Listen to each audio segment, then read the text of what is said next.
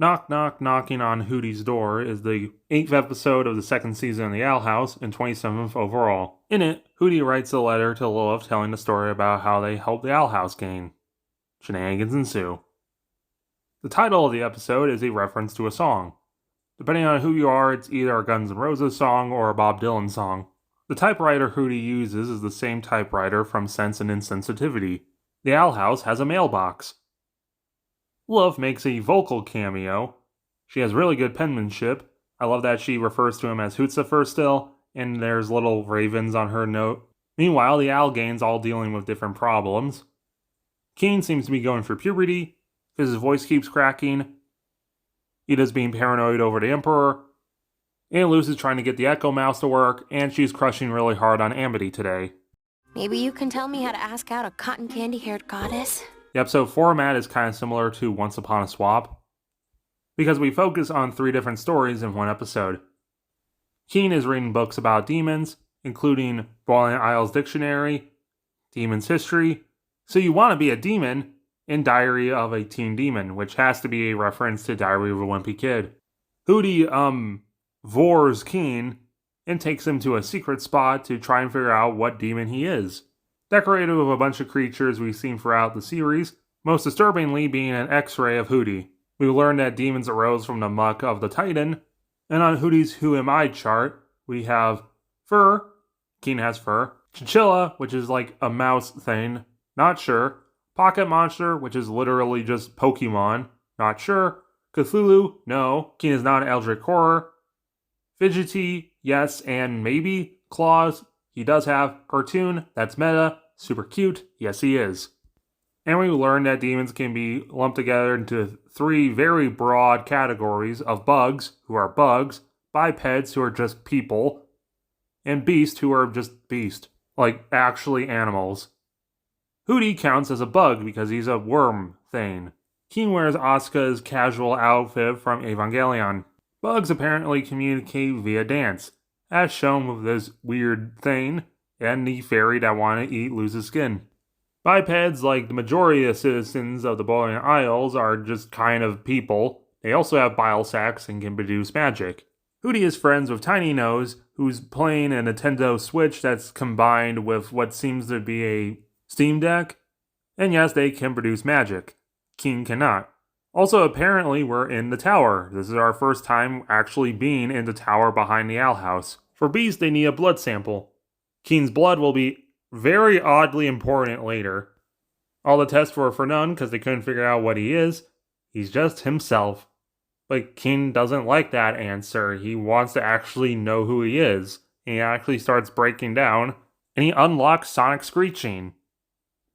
Also, apparently, in the animation notes, this is meant to look like that one cat meme.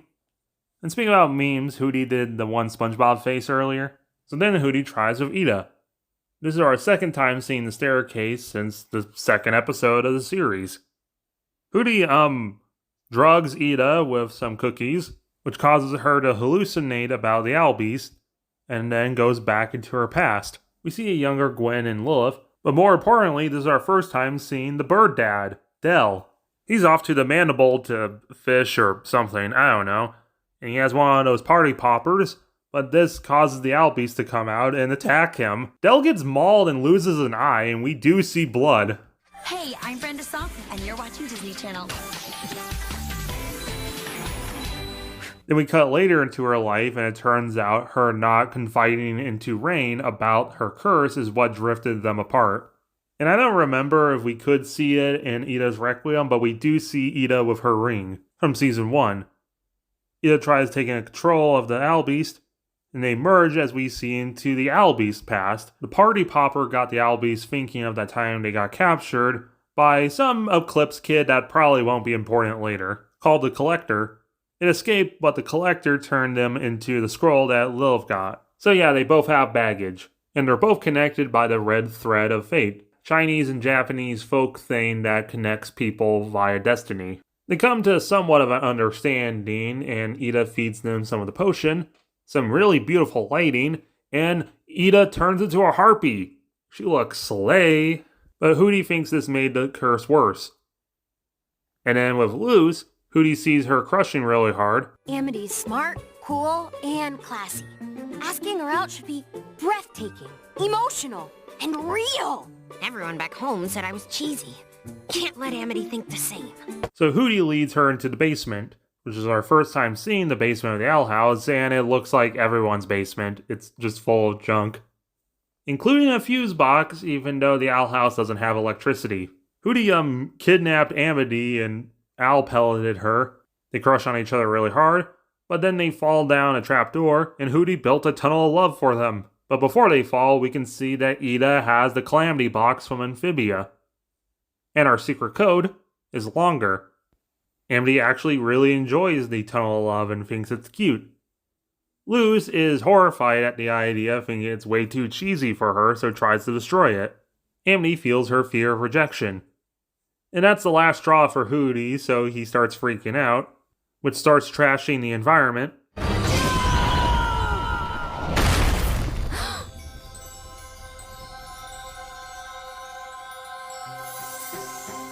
Lesbian colors? Bicolors. Luz admits her crush on Amity to Ida, and she gives her her blessing. In the tunnel of love, I thought, Amity's too cool for this. I'm not as cool as you think. Okay. Everything is so crazy right now, and I have no idea what my future holds, but it would be so cool if you were in it. So,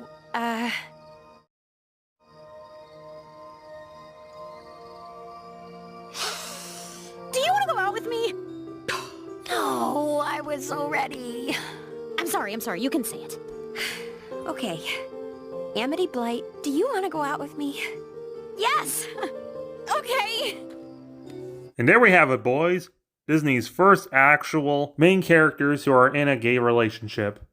Even the background's a bicolor. But of course the world is stupid, and a lot of stupid countries censor this. Even Taiwan, which is a country where gay marriage is legal, still they ended up censoring a lot of this, including the infamous censorship of... Don't you just love that we live in a world where Adele gets attacked and loses an eye with on-screen blood in a kid's cartoon is less controversial than having two people of the same gender have a romantic interest in each other. But either way, the Echo Mouse reveals a blueprint to the door, Hooty delivers the mail, and that mysterious figure that looks a lot like Keen delivers another message to him. But Hooty eats it. This is a phenomenal episode. It takes the basic format of Once Upon a Swamp, which is probably the worst episode of the series, and greatly improves it. I love seeing Ida make common ground with the Owl Beast and become a Harpy. I love seeing Keen both mad and sad that they don't have hard facts of what he is, and that frustration helping him discover more about himself. I love seeing Luz being concerned that Amity might think she's a dork. I love seeing Amity love her for being a dork. I love that Ida supports Luz. I love seeing Lumity become canon and how much they love each other. I love knocking on Hooty's door. I love the Owl House.